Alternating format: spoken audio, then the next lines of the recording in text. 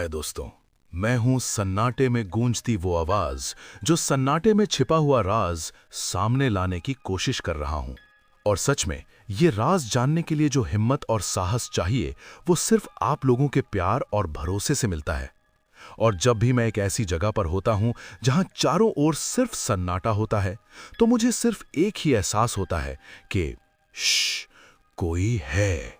या एक नई आप बीती का एहसास होता है, क्योंकि हर एक सुनसान अंधेरा अपने अंदर कुछ ना कुछ छुपाए होता है।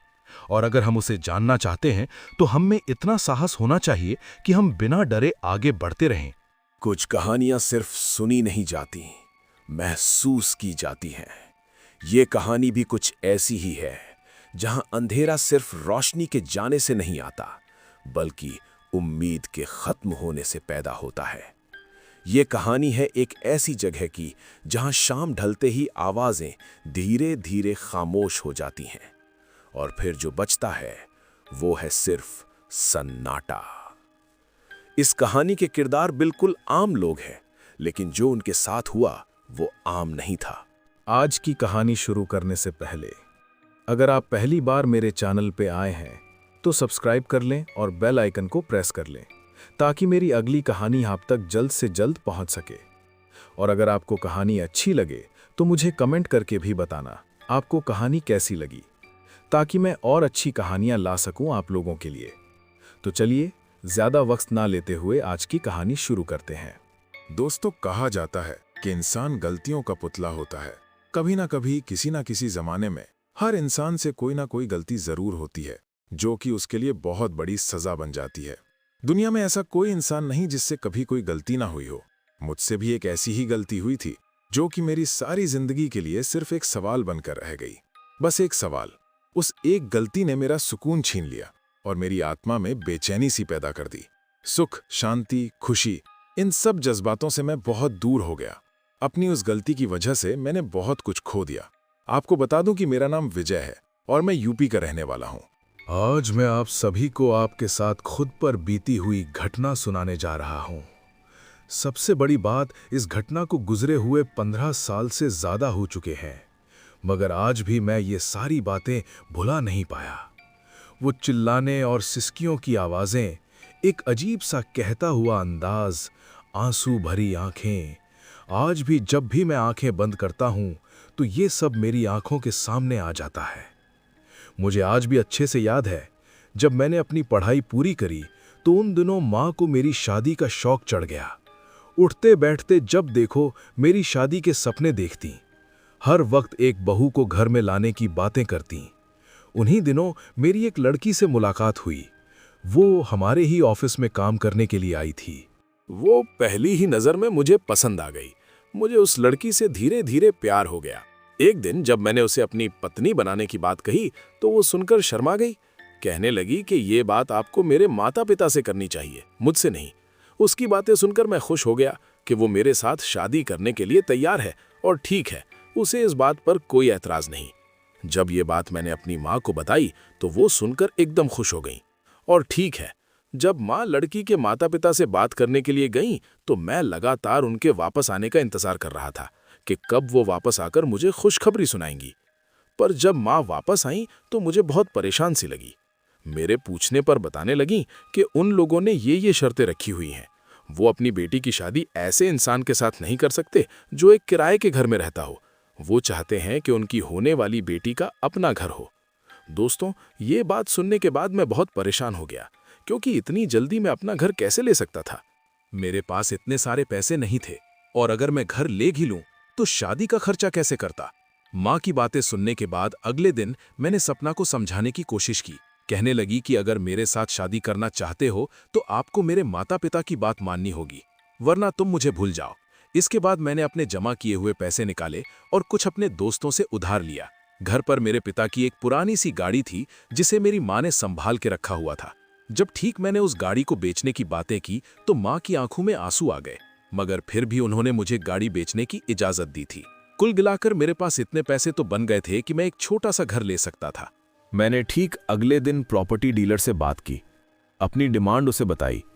उसने मुझसे कहा कि इतने कम पैसों में आपको शहर में घर नहीं मिल सकता, लेकिन शहर से दूर थोड़े वीरान इलाके में आप जरूर घर के मालिक बन सकते हैं। घबराने की बात नहीं है, लोग धीरे धीरे वहां पर अपनी जमीनें ले रहे हैं। अब आपके पास जितने पैसे हैं उसमें तो इतना ही हो सकता है। डीलर की बात सुनने के बाद मैंने गहरी सांस ली।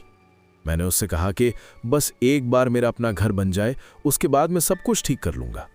खैर, प्रॉपर्टी डीलर ने मुझे कई सारे घर दिखाए, जिनमें से मुझे कोई भी पसंद नहीं आया। दिखाते वक्त वो एक बात और भी कह रहा था कि जगह थोड़ी सुनसान है, इसीलिए कई लोगों ने घर खरीदने के बाद उसे बेच भी दिए। लेकिन वो ये नहीं जानते आगे आने वाले समय में ये जगह कितनी मशहूर हो सकती है।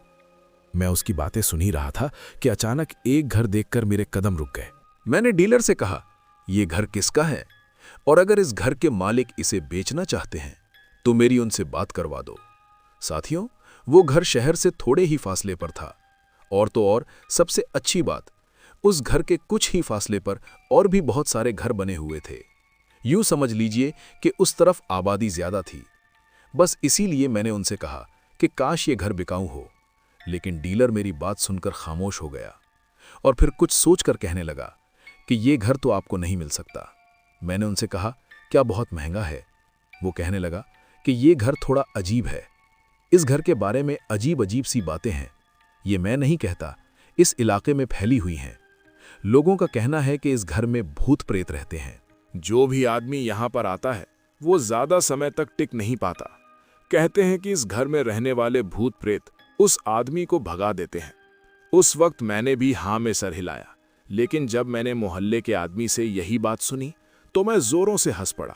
कहने लगा कि अरे बाबा जी, कैसी बातें कर रहे हैं आप? आजकल के ज़माने में इन बातों पर यकीन कौन करता है?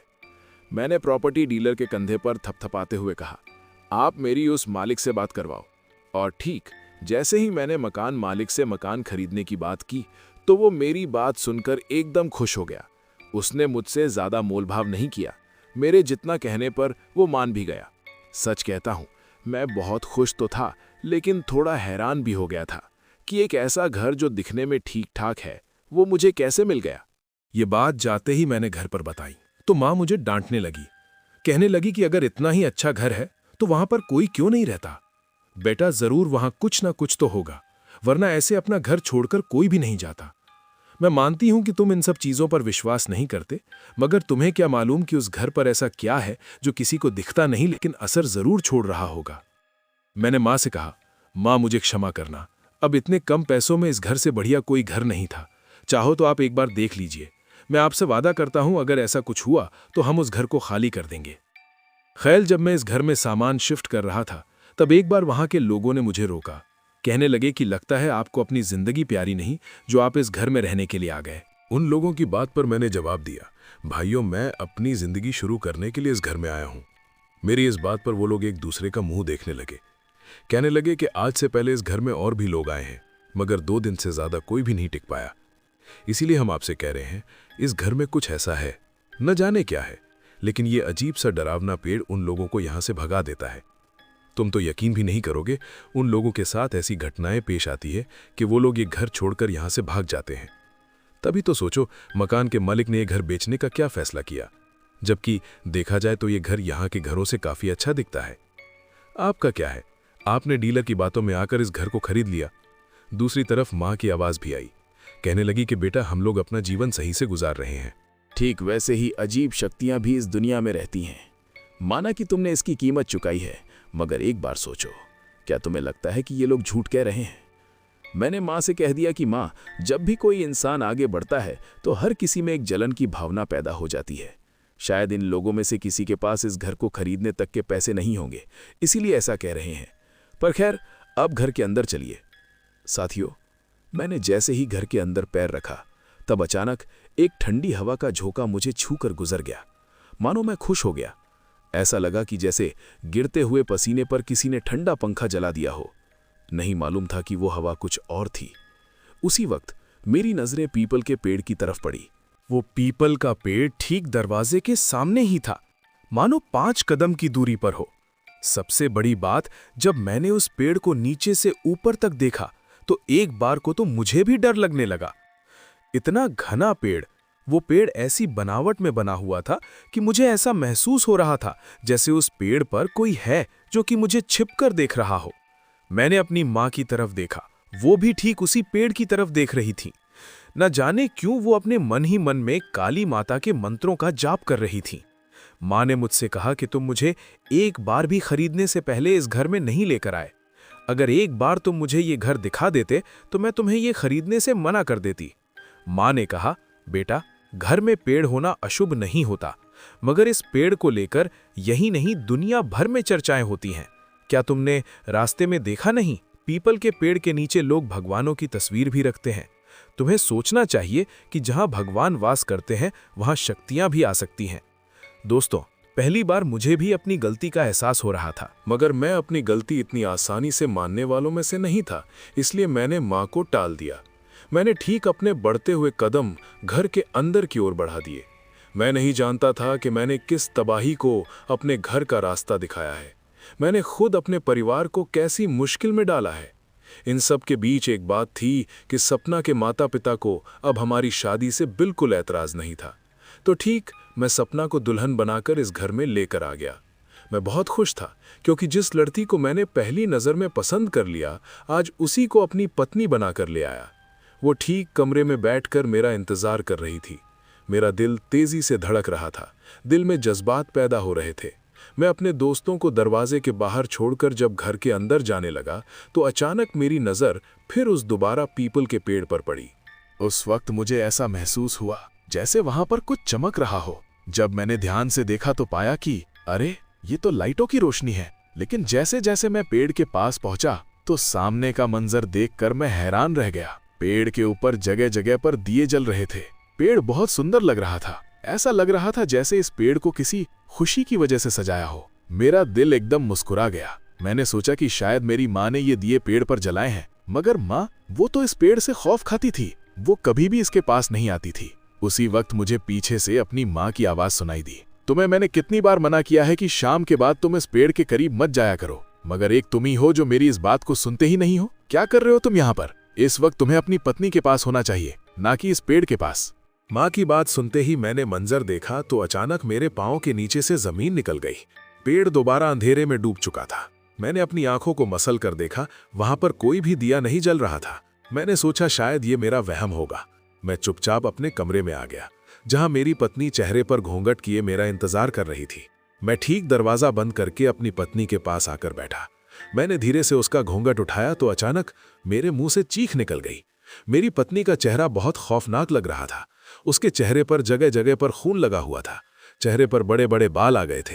मैं अपना दिल थाम कर रह गया। मैंने तुरंत अपनी आंखों को मल कर देखा तो सब कुछ नॉर्मल था। मेरी पत्नी हैरत से मुझे देखे जा रही थी। कहने लगी कि क्या हो गया आपको? आप क्यों चिल्ला रहे हैं? आपकी तबीयत ठीक है? अब जब मैंने गौर से सपना का चेहरा देखा तो वो बहुत सुंदर लग रही थी। सर से लेकर पांव तक वो मेरे लिए ही सजी हुई थी। सच कहता हूं, ये सब देखकर मुझे अनजानी सी खुशी हुई, मगर जो मंजर मैंने कुछ देर पहले देखा था वो मेरे दिमाग में चिपक कर रह गया। मैं सोच रहा था कि आज मेरे साथ ये क्या हो रहा है। एक बार फिर मैंने खुद को सोचकर ये तसल्ली दी कि ये सब मेरा वहम है। पिछले कितने दिनों से मेरी नींद ठीक से पूरी नहीं हुई।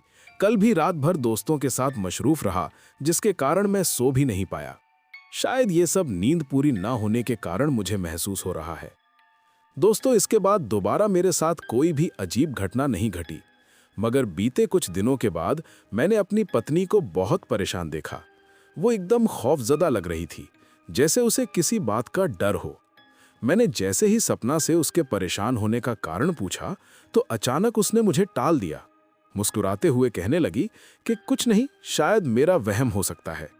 उसकी बातें सुनकर मैं भी हैरान था कि सपना को किस बात की परेशानी हो गई। वो तो मेरे साथ बहुत खुश है। पर उसकी वहम की बात सुनने के बाद मैं भी चुपचाप शांत हो गया। खैर, वो दिन और आने वाले 2-3 दिन बड़े आराम से गुजरे। इसी बीच एक रात की बात है, सपना अपने माता पिता के घर रहने के लिए चली गई। जैसा कि शादी के बाद होता ही है, शादी के अगले दिन बेटी अपने घर वापस जाती है। पर खैर, उस दिन मुझे उसकी बहुत याद आ रही थी। मेरा दिल चाह रहा था कि अभी वो मेरे पास होती तो मैं उसके साथ अपने दिल की बहुत सारी बातें करता। यही सोचते सोचते आधी रात का वक्त हो रहा था। दरवाजा अचानक से खुला। उस वक्त मैं आधी नींद में था। दरवाजे की तरफ देखा तो मैं हैरान हो गया। सपना, तुम यहां इस वक्त? तुम तो अपने माता पिता के घर गई थी, वापस कब आ गई? वो धीरे से चलते हुए मेरे पास आई। कहने लगी कि मुझे आपकी याद आ रही थी, इसीलिए मैं वापस चली आई, क्योंकि मेरा आपके बगैर मन नहीं लग रहा था। मेरा दिल चाह रहा था कि आप इस वक्त मेरे पास हों और हम दोनों आपस में बहुत सी बातें करें। दोस्तों, ये सब सुनकर मेरा तो मन खुशी से झूमने लगा, क्योंकि जब से मेरी शादी हुई थी तब से पहली बार सपना ने मुझे प्यार का इजहार किया था। और तो और वो खुद मेरे पास आई थी। मैंने ठीक अपने और उसके दरमियान सारे फासलों को मिटा दिया था। कितनी देर तक हम दोनों ने बातें की, और जैसे ही मेरी आंखें बंद हो रही थी, सपना मुझसे कहने लगी कि मैं अभी आती हूँ। ये कहकर वो वॉशरूम में चली गई थी। मैं ठीक करवट बदल कर लेट गया। उसी वक्त मेरे फोन की घंटी जोरों से बजने लगी। मैंने फोन उठाया तो सपना का नंबर आ रहा था। ये सब देखकर मैं हैरान रह गया। सोच रहा था कि वो तो वॉशरूम में गई है, मुझे वहां से फोन क्यों कर रही है। मैंने ठीक जैसे ही फोन कान से लगाया तो सपना कहने लगी कि मुझे आपकी बहुत याद आ रही है, मुझे नींद नहीं आ रही, सुबह होते ही आप मुझे लेने आ जाइएगा। पता नहीं आपने कौन सा जादू किया है कि एक रात भी आपके बगैर रहना मेरे लिए मुश्किल हो गया। दोस्तों, मैं सपना की बातों को गुमसुम दिमागी से सुन रहा था। मैंने बगैर कुछ कहे फोन काट दिया और सोचने लगा कि ये सब क्या था। सोच रहा था कि अभी भी तो वो यहीं पर है, ये मुझसे इतनी अजीब बातें क्यों कर रही है? क्या वो मेरे साथ मजाक कर रही है? मैं ठीक अपनी जगह से उठा और अपना शक दूर करने के लिए वॉशरूम की तरफ गया। वॉशरूम से पानी गिरने की आवाज सुनाई दे रही थी। ये देखकर मेरे दिल को शांति महसूस होने लगी कि सपना घर में ही है, शायद वो मुझे डरा रही है। मैंने जैसे ही वॉशरूम का दरवाजा खोला तो मेरा मुंह खुला का खुला रह गया। वॉशरूम में तो कोई भी नहीं था। मैंने चुपचाप पानी बंद की और वापस पलटकर कमरे में आया। मैंने ठीक जैसे ही कमरे में कुंडी लगाने की कोशिश की तो ये देखकर मेरा दिल धक से रह गया। कमरे का दरवाजा तो अंदर से बंद था, और जैसा कि मुझे याद था कि जब सपना कमरे में आई थी तो उसने दरवाजे को अंदर से कुंडी लगाई थी, और तो और वो कुंडी वैसे ही लगी हुई थी, मगर सपना कहीं भी नहीं थी। मैंने ठीक से देखा, कमरे के बाहर से निकलने का और कोई रास्ता नहीं था। सच कहता हूं, मेरा दिमाग चकरा गया। ये सब जो कुछ भी हुआ, मैं उसे अपना सपना समझकर नजरअंदाज नहीं कर सकता था। चाहता तो मैं अपनी मां को भी उठा सकता था, लेकिन उनको उठाना मेरे लिए उस वक्त ऐसा हो गया था जैसे अपने ही बातों से पलट जाना। कुछ भी समझ में नहीं आया कि आखिर अजीब सा क्या हुआ। पहली बार मेरे दिल में अजीब सा खौफ था। बस यही सोचते सोचते न जाने मैं कब सो गया, पता ही नहीं चला। आंखें खोली तो सुबह हो चुकी थी, और तो और मेरे ऑफिस की छुट्टी भी थी, इसीलिए मैं अपने घर पर ही था। सबसे बड़ी बात, सपना घर पर आ चुकी थी, इसीलिए मैं अपनी छुट्टी पर भी था। छुट्टी के दिन मैं हमेशा अपने परिवार के साथ हंसी खुशी गुजारता था, मगर आज का दिन बहुत अजीब था। मुझे हर एक चीज से अजीब महसूस हो रहा था। माँ और सपना ने मेरा चेहरा देखा तो वो भी परेशान हो गए। कहने लगे कि विजय, क्या हुआ, तुम्हारी तबीयत तो ठीक है? मैंने माँ को मुस्कुराते हुए टाल दिया और चुपचाप अपने कमरे की तरफ चला गया। थोड़ी देर बैठने के बाद जब मैं कमरे से बाहर निकल कर आया और ठीक टहलते टहलते जब मैं पीपल के पेड़ के पास पहुंचा, अचानक वो पेड़ जोरों से हिलने लगा। पर देखते ही देखते उसमें बहुत तेजी आ गई। उसकी टहनियां जमीन के साथ लग रही थी, जबकि और बाकी पेड़ पौधे अपनी जगह पर बिल्कुल खामोश खड़े थे। सच कहता हूं, मैं इस मंजर को देखकर बहुत ही ज्यादा हैरान हो गया था। समझ ही नहीं आ रहा था कि आखिर ये सब हो क्या रहा है। पहली बार मुझे इस पेड़ के साथ कुछ गड़बड़ महसूस हो रही थी। मुझे ऐसा महसूस हो रहा था कि मोहल्ले वाले इस घर और पेड़ के बारे में जो भी बातें करते हैं, शायद वो बिल्कुल सच है, क्योंकि मैंने मोहल्ले वालों से इस पेड़ के बारे में सुना था। सब यही कहते थे इस घर में कुछ अजीब है। थक हार कर अब मैं मोहल्ले वालों से इसकी सच्चाई जानना चाहता था। मैं ठीक घर से बाहर निकल कर आ गया और फिर आसपास जाने वाले लोगों से बातों ही बातों में इस घर और पेड़ के बारे में पूछने लगा। मोहल्ले में रहने वाला ठीक एक लड़का जिसके साथ मेरी अच्छी बातचीत थी और ठीक हमसे पहले रहने वाले यहाँ के लोगों के बारे में पूछा कि आखिरकार वो घर छोड़कर क्यों चले गए। वो ठीक मुझे देखकर हंसने लगा। कहने लगा कि मुझे तो आप लोगों पर हैरत होती है कि अभी तक आप लोग इस घर में रह रहे हैं। सच तो ये है कि इस घर में रह रहे उस भूत ने आप लोगों को अब तक घर से क्यों नहीं भगाया। मैं अनजान था।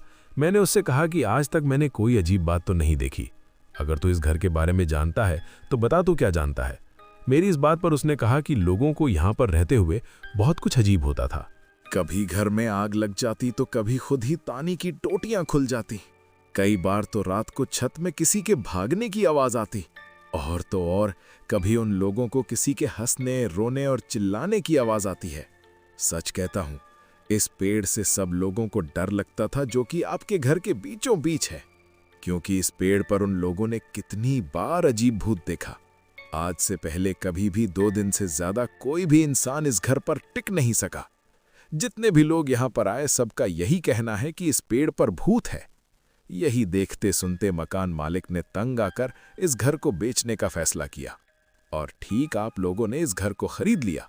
दोस्तों, उसकी बातें सुनने के बाद मुझे सच में परेशानी का एहसास हुआ, क्योंकि रात में जो कुछ भी मेरे साथ हुआ वो मैं किसी तरह भी नजरअंदाज नहीं कर सकता, भूल नहीं सकता, क्योंकि जो लम्हे मैंने अपनी पत्नी समझकर उस लड़की के साथ बिताए थे वो लम्हे अब तक मेरे मन में हलचल मचा रहे थे। मैं लगातार ये सोच सोच कर पागल हो रहा था कि आखिरकार वो लड़की कौन थी जो बिल्कुल मेरी पत्नी जैसी थी। न जाने मेरे कमरे में कैसे आई और फिर अचानक से गायब भी हो गई। उसे देखकर तो मैं भी धोखा खा गया था। मैं बस अब इस पेड़ का राज जानना चाहता था। आखिर इस पेड़ पर ऐसी कौन सी चीज है जो यहां पर लोगों को रहने नहीं देती? आखिरकार क्यों तंग करती है? इन सब का कोई तो कारण होगा। दोस्तों, इस बात पर उस लड़के ने मुझ पर ऐसा खुलासा किया जिसने मेरे रोंगटे खड़े कर दिए। कहने लगा कि इस पेड़ का राज आज तक कोई नहीं जान सका। ये पेड़ ऐसा खतरनाक और अजीब है कि अचानक रातों रात ये पेड़ जमीन में उग आया था। कहते हैं उस दिन के बाद से इस घर में अजीब चीजें नजर आने लगी, क्योंकि उस दिन से पहले सब कुछ नॉर्मल चल रहा था। मेरे हिसाब से तो ये पेड़ ही इसका कारण है।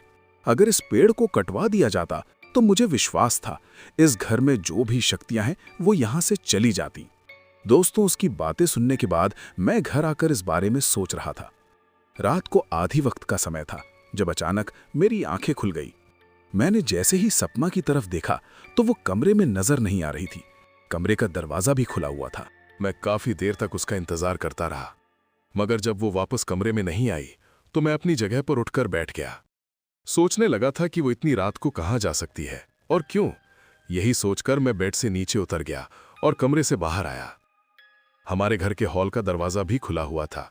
मैं परेशान हो गया। मेरा बुरा हाल हो चुका था। मुझे ये सोचकर डर लग रहा था कि घर में कोई चोर ना आ गया हो और वो हम लोगों को नुकसान ना पहुंचा दे। मैं भागते हुए दरवाजे से बाहर निकला। आंगन में पहुंचा तो सामने का मंजर देखकर मेरे पांव के नीचे से जमीन निकल गई। मैंने देखा कि मेरी पत्नी ठीक उसी पेड़ के सामने खड़ी है। उसके बाल खुले हुए हैं, हवा में उसके बाल उड़ रहे थे। मैं भागते हुए अपनी पत्नी के पास आया। मैंने कहा, क्या हुआ सपना? तुम इतनी रात को यहाँ पर क्यों खड़ी हो और इस तरह क्यों हंस रही हो? मैंने गुस्से से उसका बाजू पकड़कर अपनी तरफ किया और ठीक जैसे ही उसका चेहरा मेरी ओर मुड़ा तो मेरे मुंह से चीख निकल गई। उस वक्त उसका चेहरा बहुत डरावना लग रहा था। उसके मुंह से अजीब अजीब आवाजें आ रही थीं। वो मुझसे कहने लगी कि मैं तुम्हारे पास आ गई हूं, अब मैं कहीं नहीं जाऊंगी, मैं तुमसे बहुत प्यार करती हूं। साथियों, वो मेरा हाथ पकड़कर मुझे एक तरफ खींचने लगी। उसका हाथ बहुत सख्त था। ऐसा लग रहा था कि जैसे उसमें 12 मर्दों की ताकत आ गई हो। मैं अपना हाथ छुड़वाने की कोशिश कर रहा था, मगर वो मुझे अपने साथ घसीटते हुए ले जा रही थी। कह रही थी कि अब डर क्यों रहे हो, पीछे क्यों हट रहे हो? मुझे ही तो तलाश करते तुम यहाँ पर आए और अब जब मैं तुम्हारे साथ चल रही हूं तो इनकार कर रहे हो। तुम मुझे गुस्सा दिला रहे हो। जैसे तैसे वो मुझे कमरे में लेकर आ गई। वो ठीक मेरे साथ जबरदस्ती करने लगी। मैं बहुत ज्यादा हैरान था, परेशान हो चुका था। आखिर मेरी पत्नी को ये क्या हो गया? मेरी तबीयत अजीब सी हो गई। आंखों के सामने अंधेरा छाने लगा। जैसे ही मेरी आंखें खुली तो मां मेरे सर के ऊपर खड़ी थी। कहने लगी कि क्या हो गया बेटा, आज से पहले तुम इतनी देर तक नहीं सोए। अब तो तुम्हारे ऑफिस का समय भी निकला जा रहा है, जल्दी से आओ, नाश्ता कर लो। मैं ठीक अपनी मां के साथ पीछे कमरे से बाहर निकल गया। मैंने देखा कि मेरी पत्नी टेबल पर नाश्ता लगा रही थी। वो ठीक मुझे देखकर मुस्कुरा रही थी। उसे देखकर मेरे कदम अपनी जगह पर रुक गए। उसका चेहरा देखने में नॉर्मल तो था, मगर उसकी आंखें कुछ कहती हुई महसूस हो रही थी। सच कहूं तो ना तो मेरा नाश्ता करने का मन था और ना ही किसी से बात करने का। पर खैर, उस दिन मैं जैसे तैसे अपने घर से चला गया। दोस्तों, यहां से कहानी थोड़ी अलग हो गई। अब हर रोज मेरी पत्नी मुझसे शिद्दत से प्यार करने लगी। मेरे इनकार करने पर वो गुस्सा हो जाती। कई बार तो कमरे की चीजें जमीन पर फेंकने लगती। इन सब के दौरान उसके मुंह से अजीब अजीब आवाजें निकलने लगती। ऐसा लगता जैसे कोई भेड़िया गुर्रा रहा हो। एक दिन ऐसे ही उसकी आवाज इतनी ऊंची हो गई कि मां भागते हुए कमरे में आ गई। मेरी पत्नी की ऐसी हालत देखकर मां बहुत घबरा गई। मां मेरे पास आकर कहने लगी कि मुझे लगता है तुम्हारी पत्नी पर कोई साया का असर हो गया है। ध्यान से देखो, इसकी हालत बहुत अजीब लग रही है। दोस्तों, सच कहता हूं, उस वक्त उसके मुंह से 2 आवाजें निकल रही थीं। वो पूरा दिन कमरे में बंद रहती, किसी काम को हाथ नहीं लगाती, सीधे मुंह किसी से बात भी नहीं करती। एक बार तो उसने बहुत ही अजीब हरकत कर दी। मां कमरे में पूजा कर रही थी तो अचानक गुस्से से चिल्ला पड़ी। कहने लगी कि जो कुछ भी कर रही हो उसे पढ़ना बंद कर दो, वरना मुझसे बुरा कोई नहीं होगा। मां मेरी तरफ बहुत परेशानी से देख रही थी। वो चुपचाप मुझे पकड़कर कमरे से बाहर ले गई। मैंने मां से इसका कारण पूछा तो कहने लगी कि इस वक्त तुम्हारी पत्नी अपने आप में नहीं है, वो किसी प्रेत के असर में है। हमें किसी बाबा को घर पर बुलाना होगा ताकि हमें वो इस समस्या से छुड़वा सके। दोस्तों, अब तक मैं ये सब कुछ नज़रअंदाज कर रहा था, वहम समझकर टालने की कोशिश कर रहा था, जबकि एक ऐसी हकीकत थी जिसे मैं झुटलाने की कोशिश कर रहा था। मगर सच कभी नहीं छिप सकता। जीवन में पहली बार मुझे अपनी गलती का एहसास हो रहा था। काश मैं मोहल्ले वालों की बातें समझकर उन पर विश्वास कर लेता। दूसरी तरफ मां मुझे बार बार इसी बात पर डांट रही थी। मैं एकदम परेशान हो गया। पूरे दिन कमरे से मेरी पत्नी की अजीब अजीब आवाजें सुनाई देती। वो लगातार हमें धमकियां देती रहती, बार बार मुझसे कहती कि तुम मेरे पास रहो। मुझे और कुछ नहीं चाहिए। मैं समझ गया कि मेरी गलतियों की वजह से मैंने अपनी पत्नी को इतनी बड़ी मुश्किल में डाल दिया। माँ ने मुझसे कहा, बेटा अगर ज़्यादा देर हो गई तो फिर हमारे लिए बहुत मुश्किल हो जाएगी। इसके ठीक अगले दिन जब मैं घर से बाहर निकला तो मोहल्ले के लोग कह रहे थे, तुम्हारे घर से रात को अजीब अजीब आवाज़ें सुनाई दे रही थीं। बड़े हिम्मत वाले हो जो अब तक इस घर में टिके हुए हो। तुम्हारी पत्नी और माँ भी दोनों बहुत बहादुर हैं। क्या इनको इन आवाज़ों से डर नहीं लगता? मैंने उनकी बातों को नज़रअंदाज करके पूछा, डर तो लगता है, पर क्या यहाँ पर कोई तांत्रिक साधु है जो इस समस्या का उपाय कर सके? उनमें से एक आदमी ने कहा कि इस घर का मालिक बहुत से साधु और तांत्रिक बाबाओं को लेकर आ चुका है, मगर कोई भी उस भूत को भगा नहीं सका। अगर तुम्हारी जानकारी में कोई है तो एक कोशिश तुम भी करके देख लो, हो सकता है भगवान तुम्हारी मदद करे। दोस्तों, मैंने कई लोगों से मदद की उम्मीद करी। हर कोई खुद को साधु और तांत्रिक बाबा कहता, और जब इलाज और भूत के विनाश की बात आती तो साधु उल्टे पांव घर से बाहर निकल जाते। एक दिन की बात है, मैं ऑफिस से घर वापस आया। आज मैं बहुत लेट हो चुका था। शाम को अंधेरा फैल चुका था। मेरे दिल में मुझे एक अजीब सी घबराहट हो रही थी। सच कहूं तो घर जाने को दिल नहीं कर रहा था, क्योंकि बीते कुछ दिनों में घर में ऐसा माहौल हो चुका था जिसके बाद घर में जाने को दिल नहीं चाहता था। बात रही मेरी पत्नी की, उसका कोई दोष नहीं। न जाने ऐसी कौन सी शक्ति है जो मेरी पत्नी से ये सब करवा रही है। वो नहीं जानती कि वो कितना बड़ा पाप कर रही है।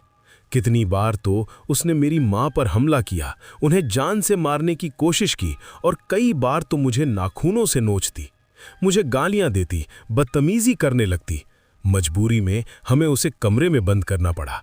मैं सुध-बुध चुपचाप चले जा रहा था कि अचानक मुझे रास्ते में एक आदमी खड़ा दिखा। उसने मेरी बाइक को हाथ दिया। मैंने बाइक ठीक उसके सामने आकर रोक दी। वो एक बूढ़ा आदमी था। उसके चेहरे पर दाढ़ी थी, आंखें बड़ी बड़ी और बहुत गहरी थी। वो अपनी गहरी आंखों से देखने लगा, कहने लगा, बहुत परेशान नजर आ रहे हो, क्या दुख है तुम्हें? मुझे बताओ, क्या पता मैं तुम्हारी मदद कर सकूं। दोस्तों, उनकी बात सुनकर मैं हंस पड़ा। मैंने उनसे कहा कि अरे चाचा, मैं इतनी बड़ी परेशानी से गुजर रहा हूं, ऐसी समस्या में फंस चुका हूं जिसका उपाय किसी के पास भी नहीं है। चाचा ने कहा, बेटा, ऐसी कोई समस्या नहीं जिसका उपाय ना हो।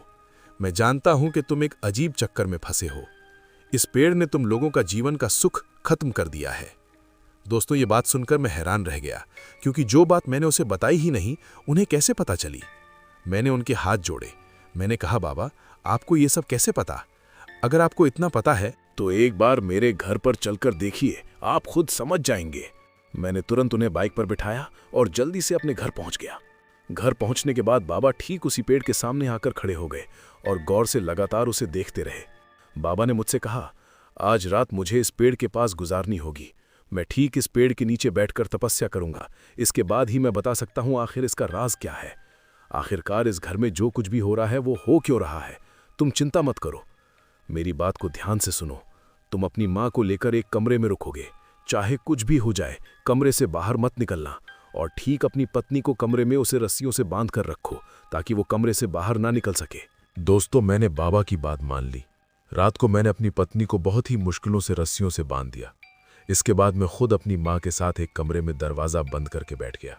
बाबा ने कहा था कि आज की रात हमें कुछ ऐसा देखने और सुनने को मिलेगा जो कि हमें बहुत डराएगा, पर तुम्हें कमरे से बाहर नहीं निकलना, बस इतना जान लो। बाबा ने ठीक कमरे के बाहर अपने मंत्रों से हमारे लिए सुरक्षा कवच बना रखा था, और जब तक हम इस कमरे में रहेंगे ये कवच हमारी रक्षा करेगा। ठीक वही हुआ जैसा कि बाबा ने बताया था। अजीब अजीब सी आवाज़ें, लेकिन हम कमरे से बाहर नहीं निकले। सुबह होते ही बाबा ने हमें बताया कि इस पेड़ पर एक आत्मा रहती है। दरअसल इस घर के मालिक ने अपनी पत्नी को मारकर इस पेड़ के नीचे दफन कर दिया था। ठीक जब उसने उसको यहाँ पर गाड़ा, लोगों से कह दिया कि वो भाग गई। ठीक उसी दिन के बाद से ही ये सब अजीब घटनाएं पेश आ रही हैं। वो आत्मा अब इतनी शक्तिशाली हो चुकी है कि किसी को भी नहीं छोड़ेगी। अगर हम उसे इस पेड़ के पीछे से निकालकर उसका अंतिम संस्कार कर दें तो शायद उसकी आत्मा को मुक्ति मिल सकती है। मगर सबसे मुश्किल काम तो ये है उस आत्मा को तुम्हारी पत्नी के शरीर से बाहर निकालना, क्योंकि वो आत्मा तुम पर आशिक हो चुकी है। वो तुम्हें छोड़कर जाने के लिए शायद कभी नहीं मानेगी। ये काम बहुत खतरनाक है। इस काम में तुम्हारी पत्नी की जान भी जा सकती है। दोस्तों, बाबा की बातें सुनकर मैं बहुत परेशान हो गया था, बुरी तरह से रोने लगा था। एक तरफ हमारे घर की परेशानियां और दूसरी तरफ मोहल्ले वालों की हंसी। सच कहता हूं, भगवान ऐसा दिन किसी को ना दिखाए। बाबा के कहने पर मैंने कुछ आदमियों को घर पर बुला लिया और साथ ही साथ पुलिस को भी। उस वक्त घर का जो मेन मालिक था वो विदेश चला गया था। अब कानून उसका कुछ नहीं बिगाड़ सकती, लेकिन जो लड़की इस पेड़ के नीचे कैद थी उसे निकालना बहुत जरूरी था। उसकी मुक्ति इस घर की बरकत थी। दोस्तों, पेड़ काटने के बाद उसे जमीन से निकाल दिया गया। तब जमीन में एक ढांचा पड़ा हुआ दिखाई दिया। ठीक जैसे ही उसको बाहर निकाला गया तो कमरे से एकदम चिल्लाने की आवाजें आने लगी। बाबा ने मेरे कंधे पर हाथ रख के कहा, ये लड़की इसी तरह शोर मचाती रहेगी। ये आवाज इस लड़की की नहीं बल्कि उस आत्मा की है जो कि इस दुनिया को छोड़कर जाने के लिए बिल्कुल तैयार नहीं है।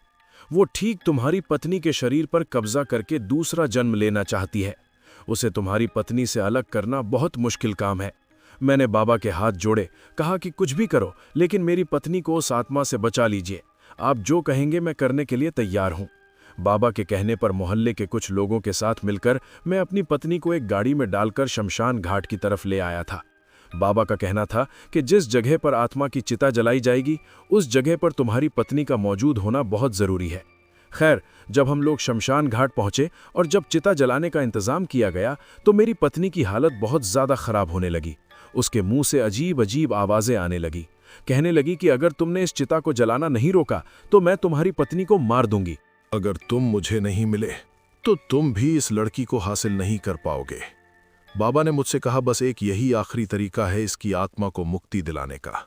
बाबा की बात सुनकर मैं खामोश रह गया। चिता जलाने का इंतजाम कर दिया था। मैंने अपने हाथों से उसकी चिता को आग लगाई। उसी वक्त मेरे कानों में मेरी पत्नी की एक दर्दनाक चीख सुनाई दी। मैंने जैसे ही पीछे मुड़कर देखा तो ऐसा एहसास हुआ जैसे मेरी दुनिया खत्म हो गई। मेरी पत्नी की गर्दन पीछे की ओर मुड़ चुकी थी। शायद वो आत्मा जाते जाते अपना काम कर गई। उसे मुक्ति मिल गई। अब शायद उस आत्मा से किसी को भी खतरा नहीं था। मगर इन सब बातों का क्या फायदा? मेरी दुनिया तो खत्म हो चुकी थी क्योंकि मेरी पत्नी मर चुकी थी। दोस्तों, मुझे मेरी गलती की इतनी बड़ी सजा मिलेगी ये मैंने अपने सपनों में नहीं सोचा था। उस वक्त मैं रोता चिल्लाता, चाहे जो कुछ भी करता, मैं अपनी पत्नी को जिंदा नहीं कर सकता था। ऐसे मौके पर मां ने ही मुझे संभाला। अगर मां नहीं होती और वो मुझे हौसला ना देती तो मैं तो कब का मर जाता। सपना के बगैर रहना मेरे लिए बहुत मुश्किल काम था, लेकिन अब इस घर से भूत का असर खत्म हो चुका था। वो घर बिल्कुल साफ था, किसी भी साए से पवित्र। सच कहूं तो इस घर में रहने को मन नहीं करता था। इस घर में मेरी बहुत सी ऐसी आदतें थीं जो मेरी आत्मा तक को झंझोर कर रख देती। बार बार मुझे अपनी पत्नी की याद आती। मैं ठीक इस घर में रहने के लिए तैयार नहीं था। मकान मालिक अभी भी विदेश में ही था। अभी तक वो इंडिया वापस नहीं आया था। शायद उसे पता चल गया था कि उसका पाप दुनिया वालों के सामने आ चुका है। अब शायद अगर वो वापस आया तो कानून से बच नहीं सकेगा। मैं बस इतना ही कहूंगा कि चाहे वो जितनी भी कोशिश कर ले, इस दुनिया के कानून से तो बच सकता है, मगर ऊपर वाले के कानून से नहीं। आज की तारीख में मैंने उस घर को बेच दिया था। अब मैंने एक अलग जगह पर घर ले लिया है। मैं अपनी माँ के साथ वहीं रहता हूँ। आज कितने सालों गुजर गए, मैं अपनी पत्नी को भूल नहीं सका। माँ के कहने पर मैंने दूसरी शादी कर ली थी। मेरी दूसरी पत्नी मेरी जिंदगी में आई तो मेरी जिंदगी में कई खुशियां लेकर आई। शादी के 1 साल बाद उसने मुझे एक बेटा दे दिया। मैं अपने बेटे को पाकर बहुत खुश था, मगर इतनी खुशियों के बाद भी उस गम को नहीं भूल सकता जिसमें मेरी जिंदगी बसती थी। पर खैर, ये कहानी आपको कैसी लगी नीचे कमेंट्स में जरूर बताना। जाते जाते आपसे बस इतना ही कहूंगा कि बेवजह कोई चीज आपके सामने नहीं होती। हर चीज की कोई न कोई वजह होती है। घर के आंगन में उगाया वो पेड़ यूं ही नहीं आया था, बल्कि वो पेड़ उस घर के विनाश का काल बन गया। इस दुनिया में अक्सर ऐसा होता है, करे कोई भरे कोई। धन्यवाद।